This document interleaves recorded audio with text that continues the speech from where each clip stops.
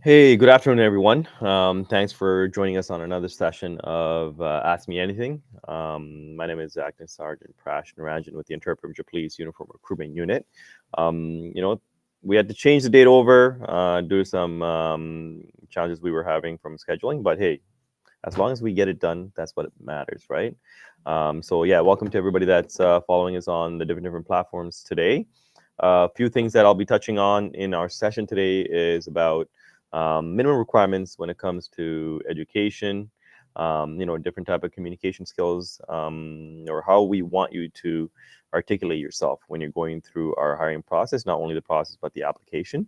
And also we'll touch on some special and transferable skills. And like always, if you have some questions about anything in terms of hiring process or anything that you are thinking about or want us to talk about or even showcase, certainly pop them on our messaging platform there, and I will be addressing it. I guess one of the things I want to talk about today, this morning we had a chance, or I had a chance, I should say, was to provide a job offer to one of the candidates in our organization, a cadet actually that was going through the hiring process with the OPP, and I was able to give her an in-person job offer. Um, she was very, I guess, caught off guard. She probably didn't expect that to happen, but I think it made her day in terms of what I was able to kind of surprise her with. And I'm hoping that you'll be able to see that video montage of what we put together. So essentially, our social media coordinator is going to kind of work her magic to put the video together and kind of share that whole experience.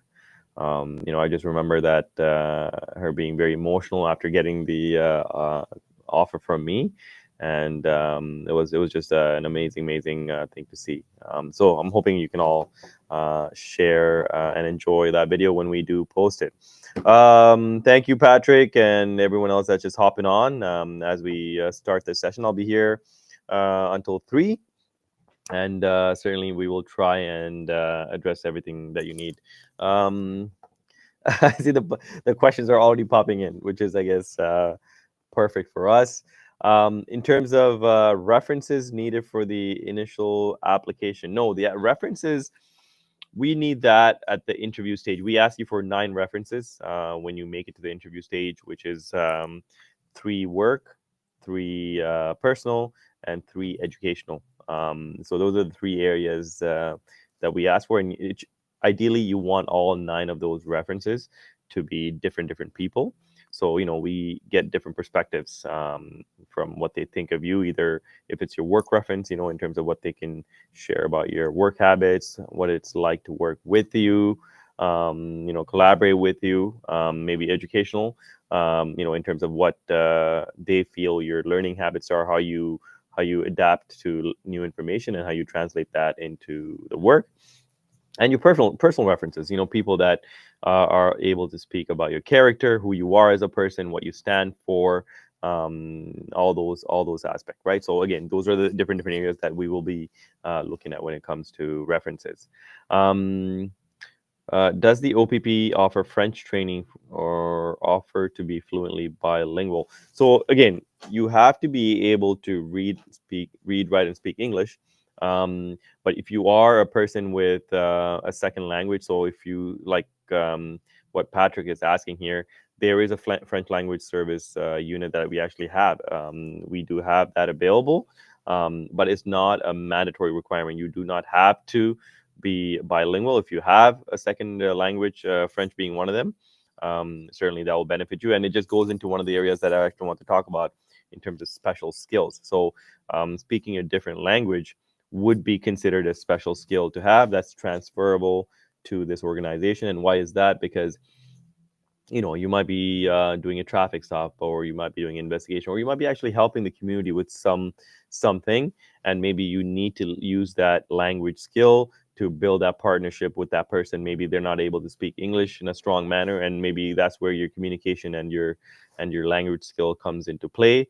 where you're able to understand what they're saying and maybe connect with that person through language to solve the problem, right, or help them in any way that they need. So certainly that would be considered one area of special skill. Good afternoon, Sergeant Prash. Could you please send me a direct message when you get a chance? I would like to ask a few questions.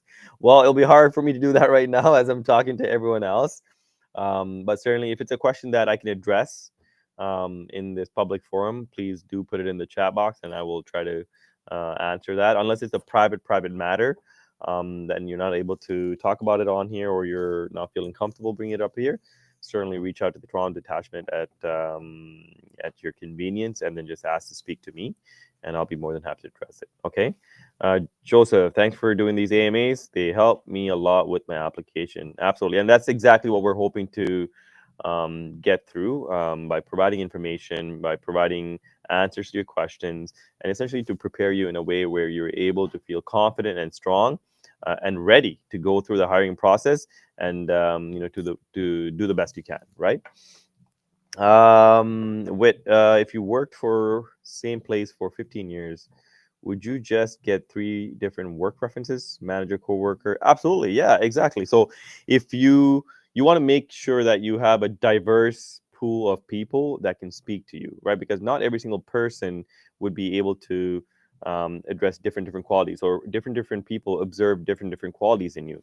So having different people that we're able to speak to get the idea of you, of who you are as a person, as an employee, again, that really helps us formulate a picture of you as a candidate, right? So absolutely, if you're in a similar work environment for that many years, get different people that can speak to you. Okay. Where would I start application wise? Great question. opp.ca/careers. So if you go to opp.ca/careers, you'll see we've transitioned over to a paper application, which we used to have, to a virtual online portal application. You would go on opp.ca/careers. You would click on the police officer application if that's what you're interested in. But if you're interested in other positions such as auxiliary, cadet, special constables, civilian employment opportunities, you would just click the different links. And when you go into the portal, you would be asked to create a profile. So essentially, you would be creating an online profile where you can constantly go in and update the information. Everything that we're looking for is either attachments, you would upload the attachments, your picture, information, you would fully just type it in. And what's amazing about this portal that we use right now is it's self-sufficient in the sense that it would tell you if you miss anything. You won't be able to submit the application without all the required information being submitted into the program. So you'll be able to see, 50% complete, 75% complete, 90% complete, and eventually it'll tell you it's 100% complete. And when you see that, your application could be submitted. So opp.ca would be the opp.ca/careers would be the first starting point. But I also really encourage you to read our frequently asked questions. The frequently asked questions page essentially answers hundreds of things that maybe you probably did not consider, that you probably should be aware of. So when you go in there, we really broke down everything from different stages of the hiring process, what you need to know, and certainly what would be beneficial to you as you go through this process, right? So please make sure you go visit the frequently asked questions page. Thank you for the questions, everybody. Moving right along here. What is a skill that OPP would like to see for a new recruit that they haven't seen in some time, or a habit that you would like to see recruits have going into training? Maybe if you're a pilot. No, I'm just kidding. So we actually do have aviation's unit, and the last time I spoke to them, I think it was a few weeks ago, they're actually looking for pilots. This is, my natural opportunity to promote the organization and the different opportunities. So I'm going to just talk about the pilot situation. So yeah, we're looking for pilots in the organization. If you are a pilot and you want a different career experience where you can be a police officer and a pilot, or even if you don't want to be a police officer and you're a pilot and you want to apply, we can certainly we accept civilian pilots also. So again, there's 2 streams. You can apply to be a police officer and then use your pilot experience to apply for that unit. or you can just apply as a pilot to just the civilian role to be a pilot. Again, these are some things that I always like to promote, because sometimes people don't realize all the unique and different opportunities. But getting back to the question that was asked, what's a different skill? Patrick, I would say there's so many skills that I can probably rhyme off and talk about. But maybe one of the skills I will tackle from just what I see from the interview standpoint and the application standpoint is communication. Why is this important?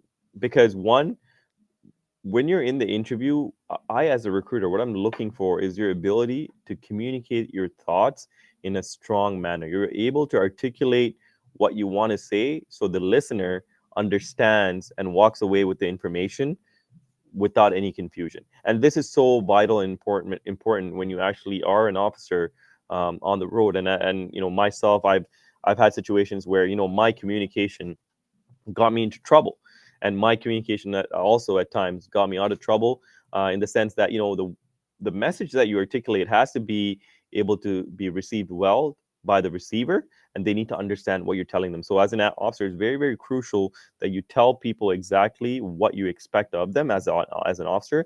Or if you're giving direction at a scene when all chaos is breaking loose, it's very, very important that you communicate in a strong manner, in a clear manner, and the directions that you're giving is being properly received. And during the interview, I find people struggle to do this. They're not able to articulate their thoughts in a strong manner, or the example that they're providing for competencies that we ask, such as it could be a teamwork example or a problem solving example. They're not able to formulate and speak their mind, even though they probably have a strong example and a learned life experience. They're just not able to articulate it well. So certainly, I think this is a huge skill set that I would say that people should focus on and really mentally prepare, um, when they're in an interview situation. On a day-to-day basis, we all are able to communicate our thoughts with all the people that we know, but during the interview, it's a very different scenario, because one, your nerves play a huge part. You're nervous already to start off with. You're in a policing interview, and there's a police officer across the screen talking to you, asking you questions. And again, it's very, very hard to compose yourself sometimes to answer this in a very strong manner. But again, I think communication would be something I would talk about. Sorry, I kind of went off on a huge tangent there. Are the two reference letters at the beginning of the application voluntary? Yes. So minimum 2 is what we're asking for, but it's not voluntary. You have to have it. So the reference letter is anything where it's a character reference letter. People that family, friends, coworkers, it could be anybody. You can ask anyone to write you a reference letter, but you have to submit it. It is a requirement. Okay. Would hobbies count as a special skill, even if they don't really relate to policing? Well, that we're kind of asking you about what sort of skills, or I guess transferable skills, can you bring over to a policing realm. There's a lot of skills that you probably could. So if you're a for example, I spoke about the second language. If you have a second language, that would be considered transferable skill. Maybe you're a DZ driver. You can drive tractor trailers. That would be considered a transferable skill, because again, we do enforcement and we police the highways just to make sure every single load being transferred by a transport truck is properly secured, and the safety mechanisms are all in place. So that is something you would inspect as a CVOR perspective, right? So again, these are transferable skills. Maybe you're a pilot.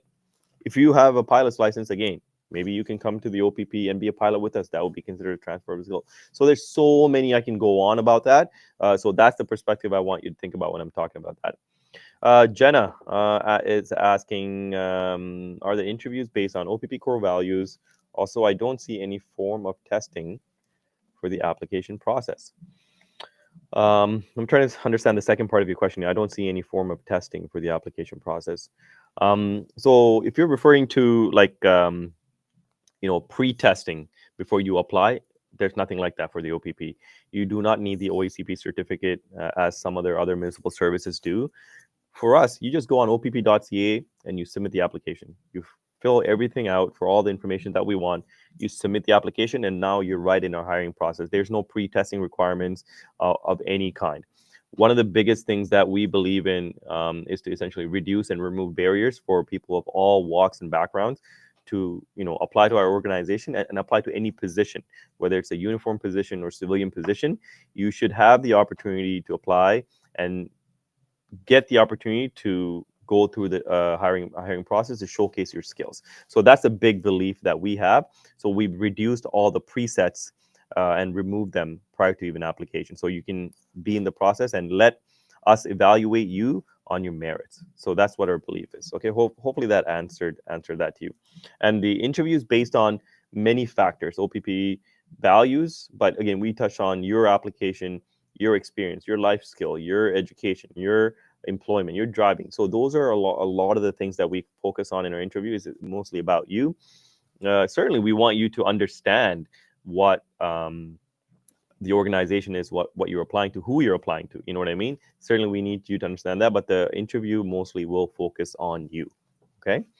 Moving right along. Thank you for the questions, y'all. I'm hoping I can just get through them. And again, if I miss your question, just put it up on the board again. I'm just making my way up as I'm going through it, as we're going through here.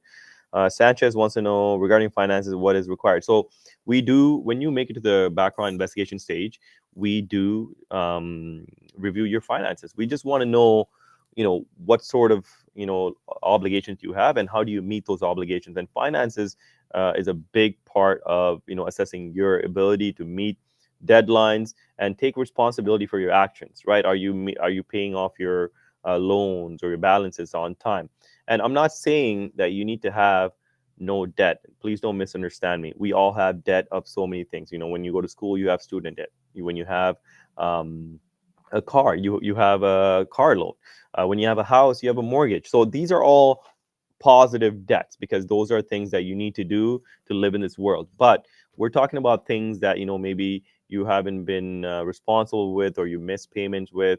Again, even if you did all those things, even if you had those type of situations, as long as you've shown an ability to improve and learn from your mistakes, that's also what we're trying to look for. So yes, there is a section in the background investigation where we will assess your finances, and the background investigator will ask for certain details when it comes to your finances to review.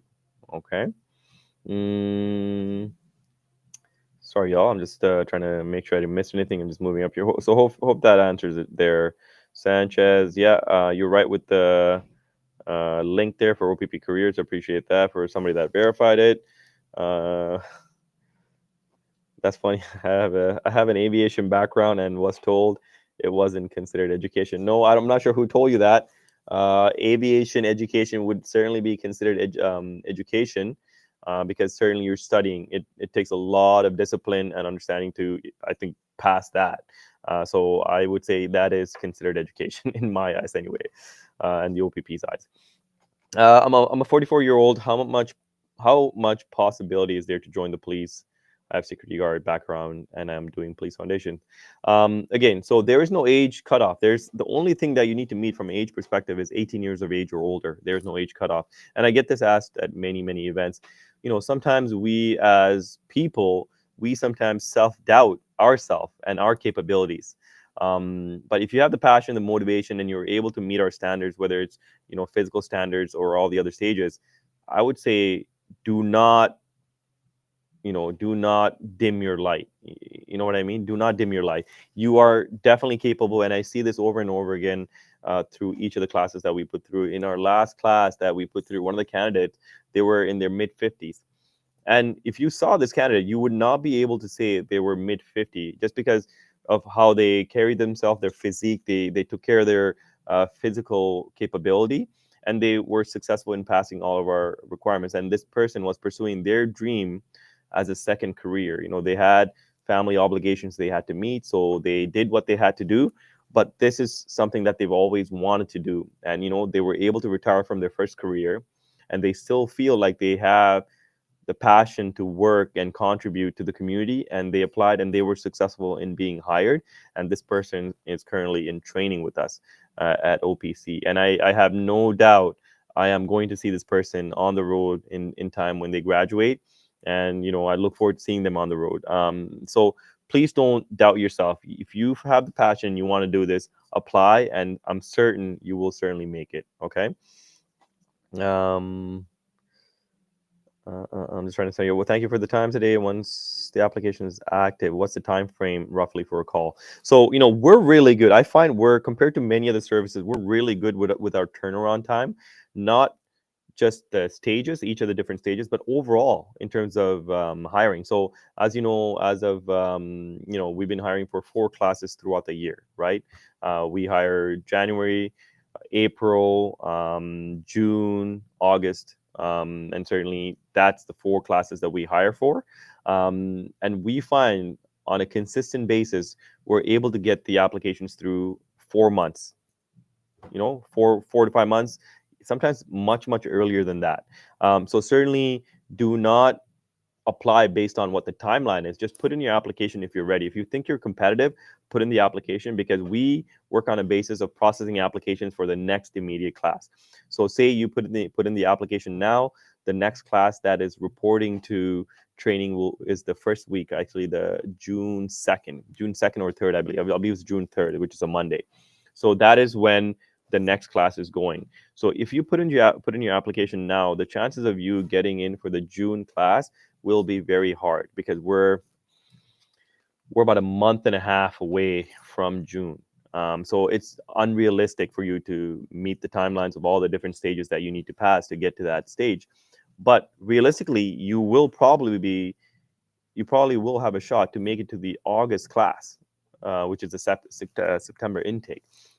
So again, focus on your application and the strength of the application, not based on when we're hiring, because we're hiring 365 days a year for our class and to meet those needs. So I would focus on that.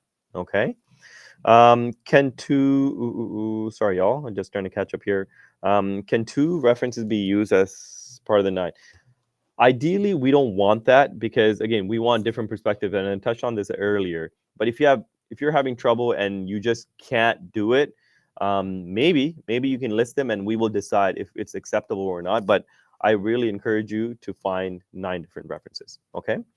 Any advice on someone who's waiting for the 1-year deferral? Are we eligible for the REACH program? We're currently revamping the REACH program, and our outreach coordinator is on top of revamping that, because we want to really offer that to everybody. I know we had the REACH program initially where you had to apply and be selected for the REACH, but we feel, and it's limiting for many people that want that information that could benefit them in being hired. So what we're doing is to really make it accessible at any time for people that want to apply to the positions that we have. So be patient with it. I think our new revamped REACH program, which is going to be accessible through videos and information, like a self-taught program, will be coming soon. Okay. Thank you for the love. Clearly, I'm doing a good session so far, so that's great. That's great feedback. Are there any resources or prep programs you recommend for applying? I wouldn't say specifically that we offer. We're not able to offer you specific prep programs or anything like that, but there's a lot of private things that you can use, such as interview prep, in terms of getting to know how these type of competency interviews work. So look that up online, and there's a lot of information that you're able to do. Okay. Yes, if you have references at the start of the application that gave you reference letters, they can be used as part of the 9 later on. Yes, you can do that. Star wants to know if we decline a previous job interview because we have been offered a second PhD position. Well, that's a good thing. I think you should decline that.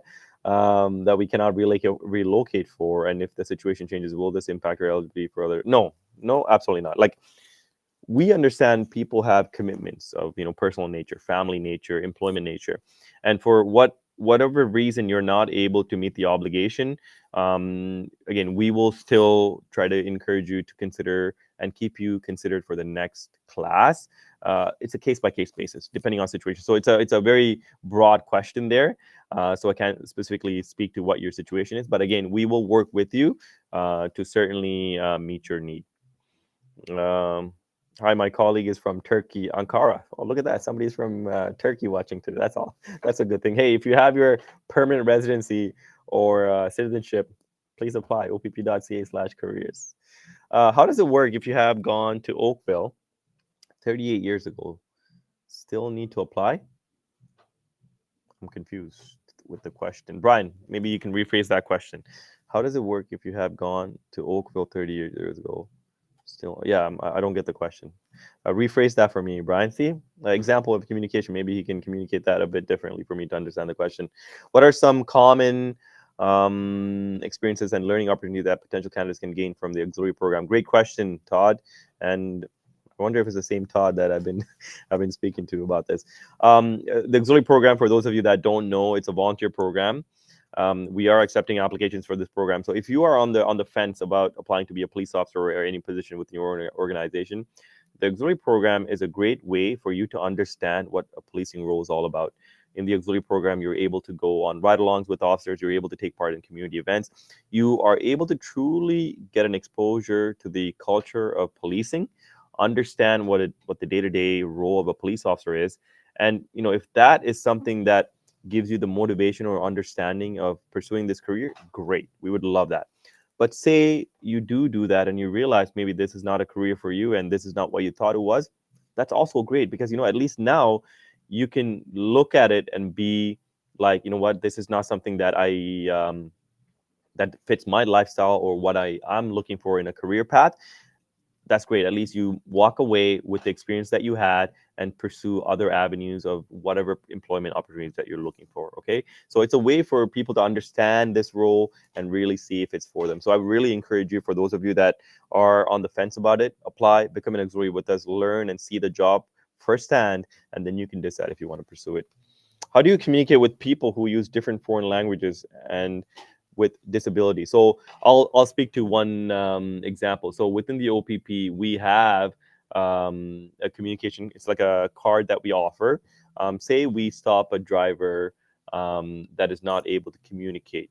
Maybe they don't speak. Certainly, we have people that sign within our organization, and we also partner with third-party agencies where we're able to get a person that signs. So we have a placard there that we offer to members when we pull them over, and we give them the placard if an officer is able to identify that there's a communication barrier, and go that route. If we have maybe during an investigation there's a communication barrier in terms of language barriers, certainly we will use local resources, such as within our organizations we have many officers that speak different languages, and we're also able to rely on municipal services to see what other languages there are that people speak. And if not, certainly we'll go to a third party to use a translator that can help us with essentially getting the information across or understanding what they're saying. So again, we do have other ways and methods of ensuring that we're either helping people appropriately, understanding what their needs are, and certainly providing that need to the best of our ability. Okay. Uh, Sign language or body language training. So we don't currently offer that within our organization. So say if you are hired as a police officer, we're not providing you the sign language training, but certainly there are many officers that have taken it on their own. Even when there are officers, if that's an interest to you, they will certainly go and do that. But again, that's also another special skill. If you have sign language skills, you're able to sign, certainly coming into the organization, that would be considered a special skill, right? What if I don't have a traditional post-secondary education but have taken online courses? Does that work? So there's an education requirement. You have to meet the education requirement. If you have online courses that you've taken to, increase your knowledge and depth of a certain topic or any topic in that matter, that is valued. I don't want to discredit that. But when it comes to educational requirements, we are looking for minimum of a high school education. You have to have a high school education. Even if you obtained your high school education outside of our organization, sorry, I should rephrase that, outside of this country. So if you obtain your education in another country, we accept it. All you have to do is go through WES, which is an assessor of education standards. They will be able to assess your education standard for Ontario standards, and using that, you can then apply to us. So whether it's high school, college, university, postgraduate, doctorate, if you have any of that education standards, even if it's not from our country, if it's from another country, we will accept it. You just have to get it standardized for Ontario standards. Okay. Mm, just trying to read it up here. Thank you, Maurizio. Appreciate the love for the auxiliary program. However, okay, if I can give anyone some advice without saying too much, I would recommend everyone taking your time on your application. Don't get too excited and have a recruiter double check your paperwork, small detailed things like missing a signature, missing a date. Absolutely. Oh, well said. I have a volunteer letters that organization wrote for me several years ago. Can I use them? Yes, you can. Certainly, you want it to not be like 15, 20 years old. But certainly 2 years ago, I don't see an issue with it. And certainly we want to see those type of recommendation letters because it kind of paints a picture of who you are as a candidate, so we understand what you bring to the table. Okay. There's to be 2 years ago. What would some entry intermediate level civilian positions to the OPP and generally hiring for this year? So again, we have detachment positions. So you can apply to be a detachment admin clerk, various levels of administrative positions. You can apply to be PCC staff. So the Provincial Communication Center is always looking for staff, essentially dispatching positions. We're also looking for people in the CAD section, where essentially, when you type up reports or when you do dictation, there's a unit that actually specifically works within the organization to type all that information out. So the officer is not sitting in front of the computer typing everything out. The officer can dictate their synopsis to a report, and someone else will be typing it up. So again, these are different positions that are available. But if you are specifically interested in these positions, you can go on opp.ca/careers to look for these civilian roles, or certainly reach out to the local detachments to see what openings they have to fill for the civilian role. Okay. When intervening, do you use expert dogs or horses when intervening in incidents? I'm trying to understand what that question means. If you're talking about maybe support services, support animals, support service animals, again, we would not be using it within our organization. We don't offer that, but certainly if there is a major investigation or something that's going on where victim services that we coordinate with needs that type of support to help someone, certainly I think that would be available. But immediately within the organization, certainly we wouldn't be able to offer that specific type of help. But if we were to look at like mental health, help for officers, families, certainly that is something we offer through various platforms. We even have mental health clinicians that work in detachment. So we have within the Highway Safety Division, I can already think about 3 mental health clinicians that rotate around to different detachments just to make themselves available to officers. Because as you understand, in this career, in this line of work, we do get exposed to things that impact us. We all get impacted by things that we see in society, and certainly in policing, there are things that officers get exposed to that impact their mental health. So we as an organization have made sure that we have the right type of support system available for them, also confidential support system that are able to kind of deal with individual basis, what they're looking for to essentially set them up for success, not on the immediate situation, but also for the long run in their career. Okay. Are there any openings for special constables? Yes, there are openings for special constables. So please do go on our website. You'll be able to see what the job description of a special constable position is. We have special constables that do a myriad of different roles. Supporting frontline staff at the detachment, doing court officer positions, and we also have special constables that do prisoner transport to jails and court services. So again, there's different roles that special constables do, and again, usually many of the special constables use that role as a stepping stone to then apply for the full constable position. But sometimes special constables love where they are and what they do. It kind of gives them some flexibility from a work-life perspective, or maybe if you have a second career, certainly that's another way to kind of balance your work needs. Okay.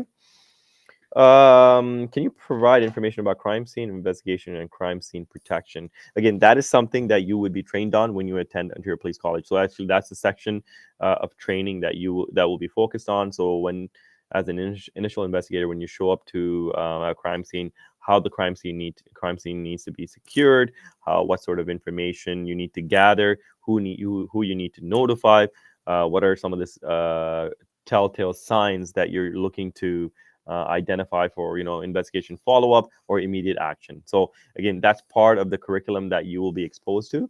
when you go to the Ontario Police College and also at the Provincial Police Academy for post training. Can you tell me about a call you've attended where you felt like you really made a difference?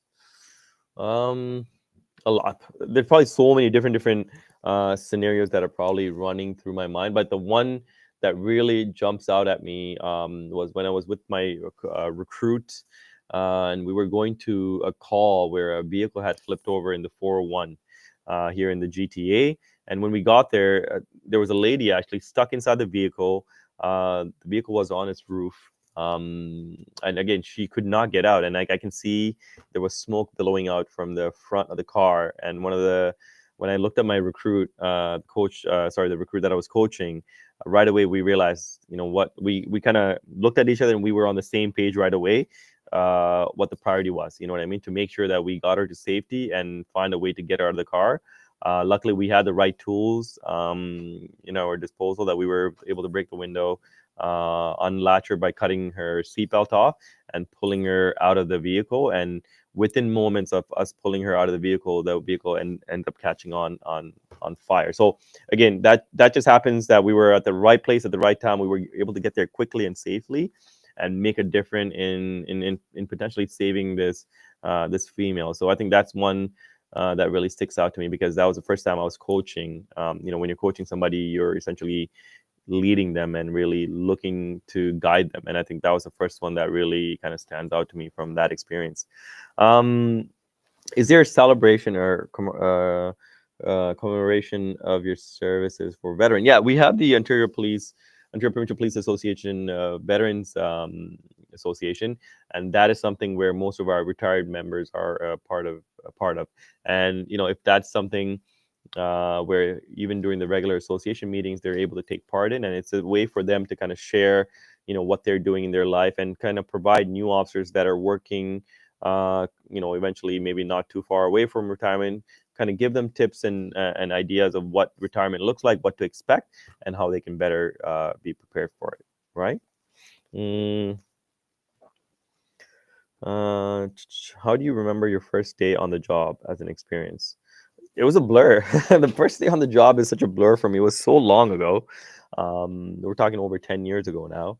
But I remember reporting to the detachment and just being very nervous. You're so nervous, like you don't know, who your platoon members are. You don't know your supervisor. You don't know who your coach officer is.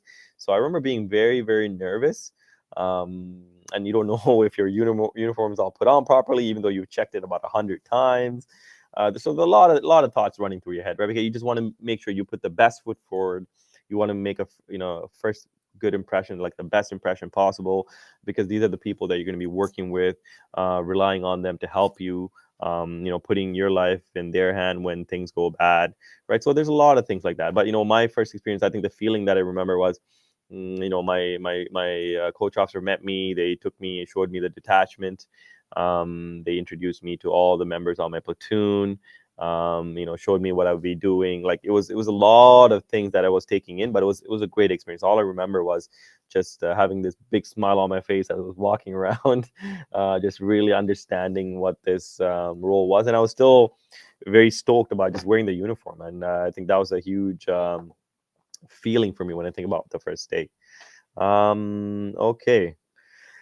How long are you with the coach officer? So once you graduate, so maybe I'll touch on that a little bit. So once you get the job offer, and I was talking about this morning. So I gave an in-person job offer to a cadet that was within our organization. She had gone through the whole process, and she was waiting to see if she got hired or not. And I had the blessing of giving her an in-person job offer. She was over the moon. She was so emotional. I think all the hard work and effort that she put in, she was able to kind of culminate in that few minutes of when I gave her the job offer. So it was an amazing experience, and I hope most of you get to see that video when we post it. But now that she has her job offer, she'll be reporting to training, which is at the pre-training in Aurelia for about a week, the first week, where it's mostly like an orientation situation where you get all your uniform, your kit, you get to understand all the different people that will be going with you to Ontario Police College. So after the initial orientation, you'll be reporting to Ontario Police College for your 3 weeks of virtual training. And then after that, you'll be doing the in-person training at Ontario Police College for a set of time there, about 12 weeks there. And then after that, you'll be coming back to the Provincial Police Academy for post-training. So again, this all happens all together for a span of about 3 months. You'll be there doing all this, about actually about 22 weeks, 22 to 23 weeks. You'll be doing that. And then once you finish your training and you successfully pass your training, you will graduate as a fourth class constable. When you're in training, you're a recruit constable, and once you graduate, you become a fourth class constable. And then when you report to the detachment, you'll be paired up with the coach officer. You'll be paired up with the coach officer for a period of 1 year while you're on probation. And during that time, your coach officer is assessing you and teaching you and helping you really become a full-fledged officer. Just making sure that you're doing everything right, everything that you were taught at the Ontario Police College and the Provincial Academy, you're able to put into practice, right? You're able to do the job.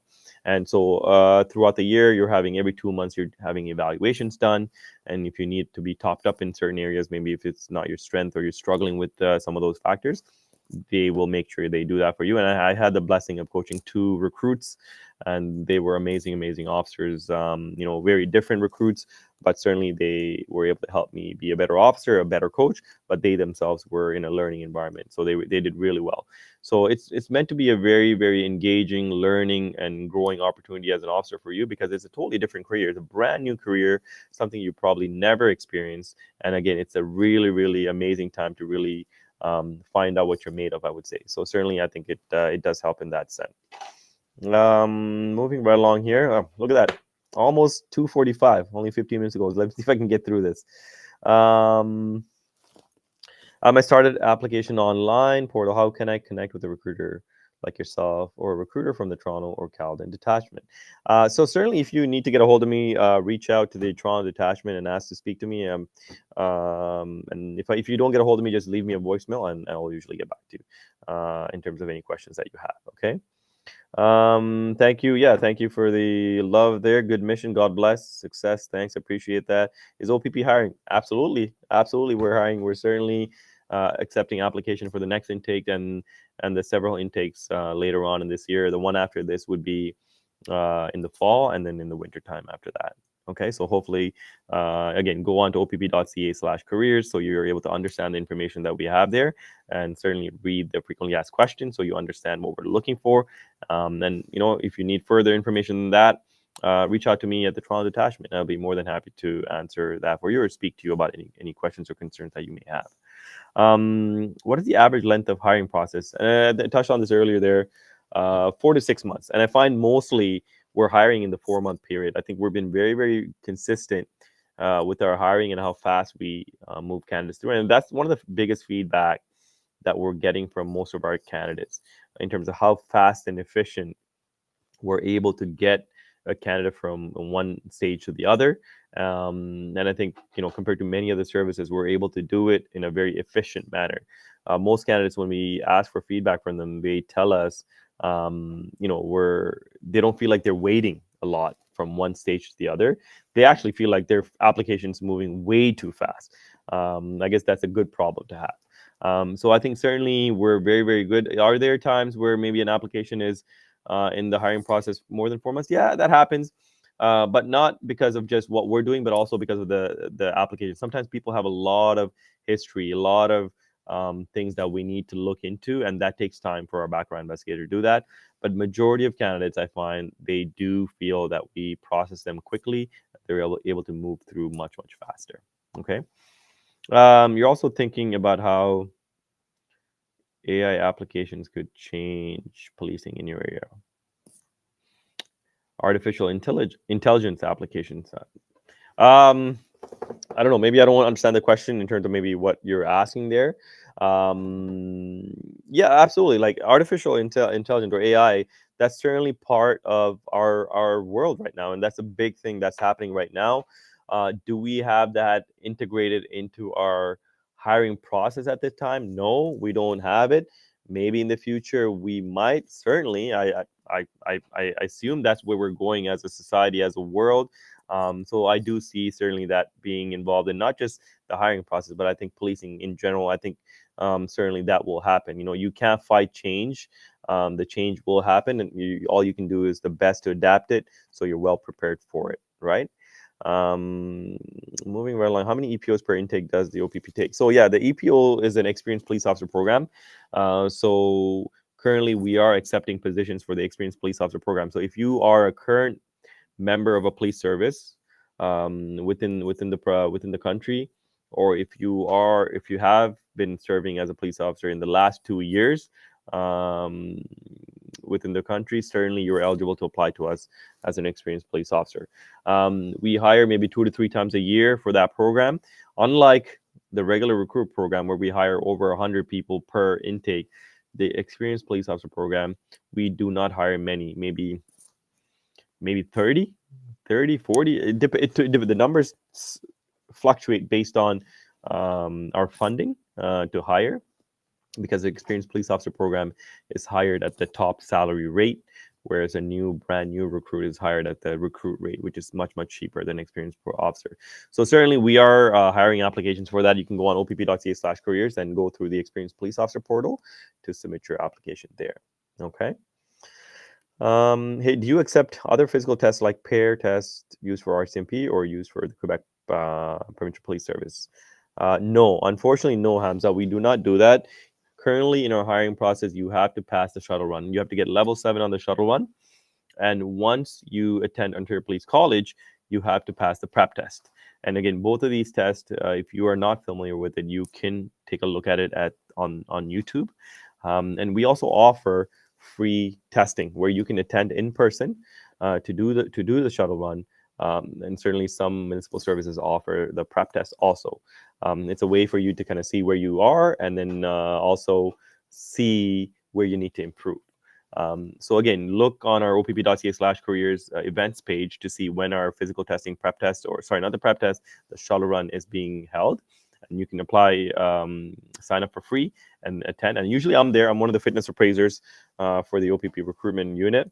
So I will be there, and it's a great way for you to do your test and also interact with us, engage with us, and ask questions if you have any of that. Okay.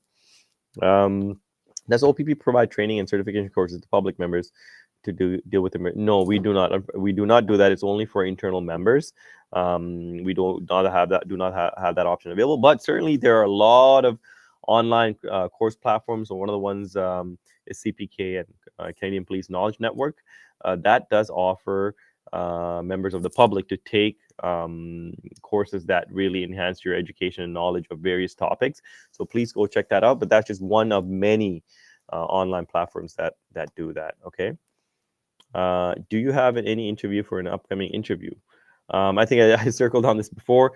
Your communication skills. We are certainly assessing your communication skills during the interview. So we want to know, when you talk about a situation or you're sharing an example, that you articulate it in a manner that we're able to easily understand, but articulate it with substance, right? Articulate it with, what we call it the SARE model: situation, action, intent, and result. So when you talk about a story, you're not like, if you even think about talking about sharing a detail of a story with your friends or family, we all do this. We always talk about how it started, what happened, how it ended, right? So that's exactly the same way we want you to do that in the interview, except you're just very nervous. So we understand that. But don't let the nervousness overtake you in the interview, right? We understand you're nervous, but we still have to hear you talk about the examples and talk about yourself and talk about the information. So focus on communicating. And I find if you stand in front of a mirror and you practice, it really helps. So that way you can see yourself, how you're articulating and how the words are coming out and how you look physically, right? So focus on that, I would say. Uh, would it be better to have one long-term volunteer experience or a bunch of totally up to you. Either is fine. If you're able to manage both, certainly that's great.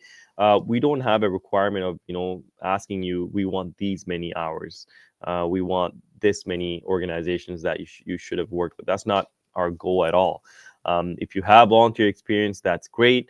But it could be with just one organization for the entirety of the time you volunteered, or even if you have two, three, four, five different organizations that you worked with, that's great. That's it just enhances your ability. And like I said, going back to the auxiliary program, many of our candidates go through the auxiliary program. Why? Because one, that gets you your volunteering, but two, you get to volunteer in an environment that is conducive to the profession that you're going to pursue, which is policing. So it's like two birds in one stone type of situation, right? So I would encourage you to consider it if you're looking to get into this career, so that way you learn about this career, but at the same time you meet your volunteering goals too.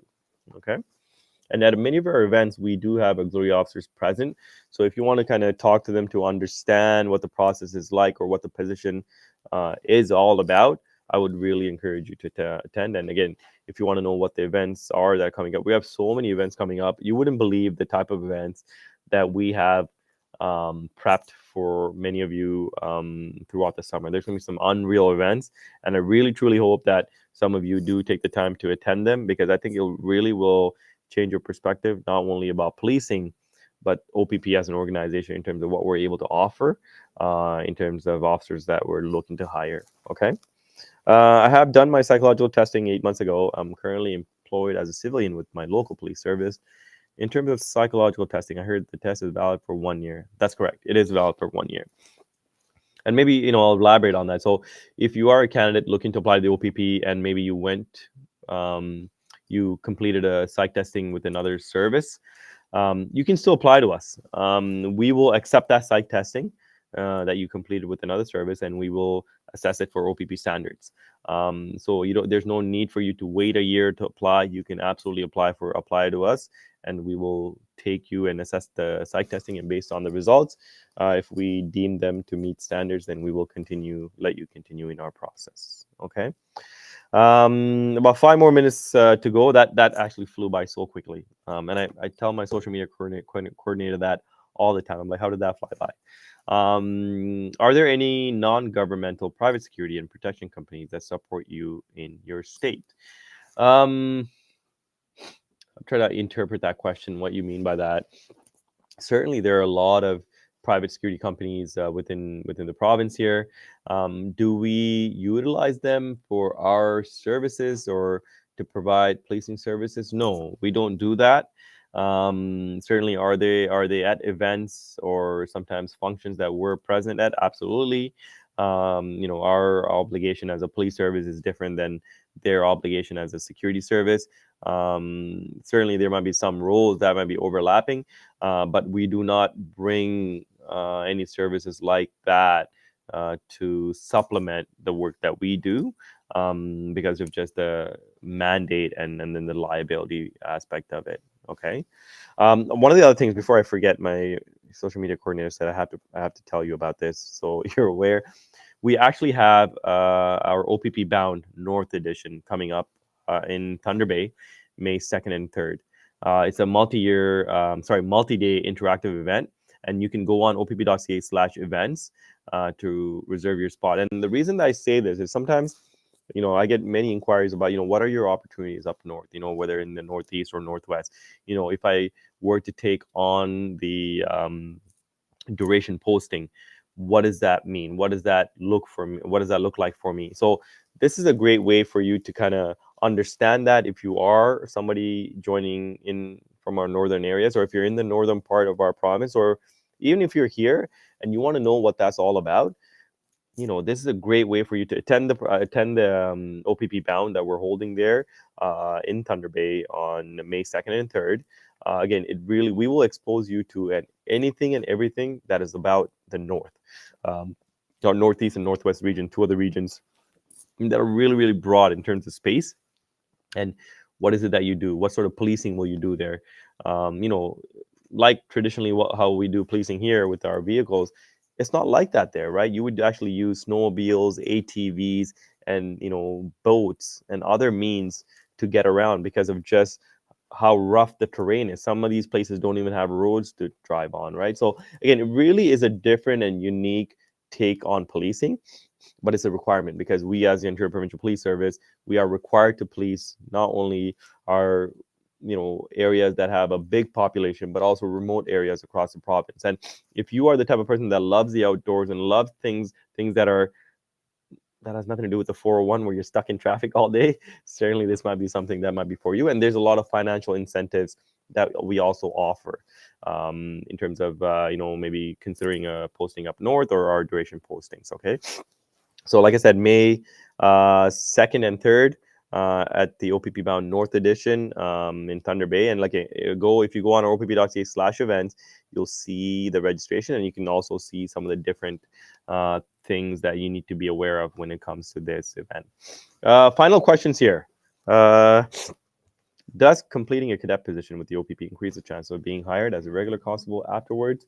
Is there a pathway or priority given to cadets when applying to become a police constable? So as I was talking about the situation, I actually offered one of our female cadets their job offer this morning, and it was an amazing experience for me. It kind of took me back to my experience of receiving my job offer over the phone. But no, there's no special considerations given to people in our organization applying for a position compared to somebody that's applying from the outside, because that would be unfair. So anytime you apply for a constable position, every single person has to go through the same hiring process as anyone else. There is no preferential treatment given. But the only thing that maybe you might say is a preferential treatment is that this person, with the experience of whether you're an auxiliary cadet, special constable, they actually get to be in the organization and learn about the job, so they can better speak about what this job is, and they have better knowledge about this profession. So I think that would be the one benefit. So certainly that would be something that you should probably consider. But when you go through the hiring process, no one is given any sort of preferential treatment just because you're in the organization compared to somebody that is outside. So in saying that, again, I just want to thank you again for those of you that attended. I hope you found this meaningful, engaging, and informative. And again, we always continue to do our AMAs on a regular basis, every Wednesdays at 2 p.m. Certainly, except for today, we had to change the schedule up due to logistics. But like I said, either if it's myself or one of my colleagues that conduct these sessions, it's a great way for you to understand, some of the changes that are happening in terms of the application process, but also, if you need to know what you need to do to better be prepared for not only the hiring process, but beyond. So again, enjoy the long Easter weekend, everybody. Be safe. I hope you get the time to spend with your family and friends, to be thankful for all the things that we have in our life. And certainly if you are one that is, considering this profession and working towards it, I wish you all the best. And for those of you, maybe you're not in the application stage yet, or you're thinking about it and maybe you're working on some of the things to be competitive, please don't give up. Keep doing what you're doing, and I hope to see you at one of our in-person events. If you have the time, please do come say hello to us, come talk to us. We would love to meet you and kind of give you the info that you need to get you through and potentially be hired. So we can give you our uniform. Well, not my uniform, but something similar, so that way we can get you on the road to serve the province of Ontario. All right. So anyhow, thank you very much. Enjoy the rest of the afternoon, and we will see you at the next AMA. Take care, everybody. Bye bye.